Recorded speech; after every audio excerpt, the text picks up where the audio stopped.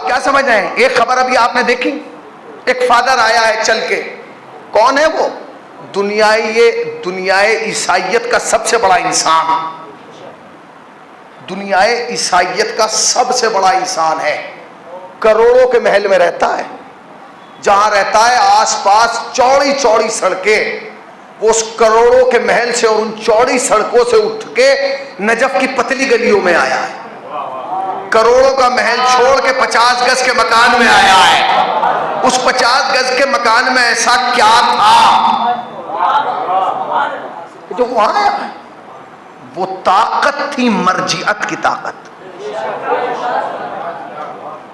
وہ تھی طاقت کس کی؟ ایک فقیہ ہے اہل بیت کی طاقت تھی جو اسے کھینچ کے لائی۔ یاد رکھیے گا، آدمی ملاقات سے پہلے کوئی بیان دے یہ اور ہے، مگر جب ملاقات کے بعد بیان دیتا ہے تو وہ بیان ریکارڈ کیا جاتا ہے کہ شخصیت سے ملنے کے بعد اس کے کیا تاثر ہیں۔ اس فادر، اس پاپ نے جو بیان دیا کہ سید علی سیستانی سے مل کے اسے کیسا لگا، ہر شیعہ کو اس بیان کو اپنے گھر میں ٹانگنا چاہیے۔ اس نے کہا میں نے اپنی زندگی میں نہ سیستانی سے بڑا طاقتور انسان دیکھا، نہ روحانی انسان دیکھا۔ اور اس کے بعد جو اس نے جملہ کہا وہ پوری دنیا کو ہلا گیا۔ اس نے کہا سیستانی کو سمجھنے کے لیے عقل قاصر ہے، یہ سمجھ میں نہیں آ سکتا کہ اس کی طاقت کیا ہے اور روحانیت کیا ہے۔ ہم بھی تو یہی کہہ رہے ہیں، جب تمہارے سب سے بڑے لیڈر کی سمجھ میں غلام نہیں آیا تو امام کیا آئے گا؟ یہ تو غلام ہے، امام ہے۔ تو امام کے اوپر سوچا جائے کیسے ممکن ہے؟ کیوں آیا ہے وہ؟ جانتے ہیں کیوں آیا؟ ایک شکریہ ادا کرنے کے لیے آیا۔ کس بات کا شکریہ؟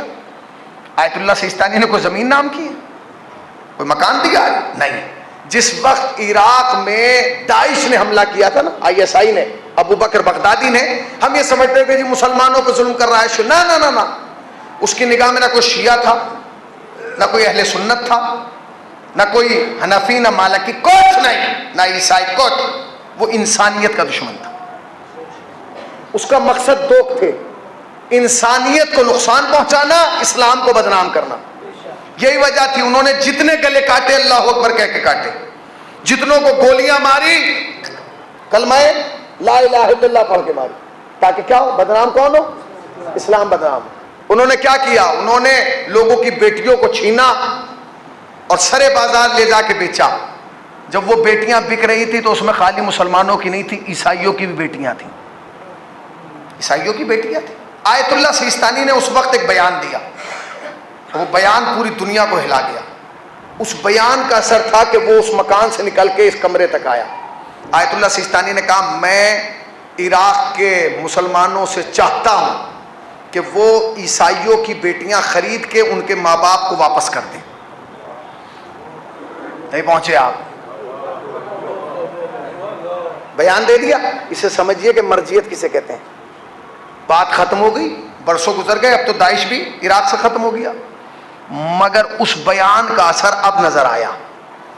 یہ کہیں بھی جاتا دنیا میں جا کے کسی کا شکریہ ادا کر دیتا نہیں، یہ عراق میں آیا اور سید علی سیستانی کے یہاں آیا اور اس نے آ کے شکریہ ادا کیا۔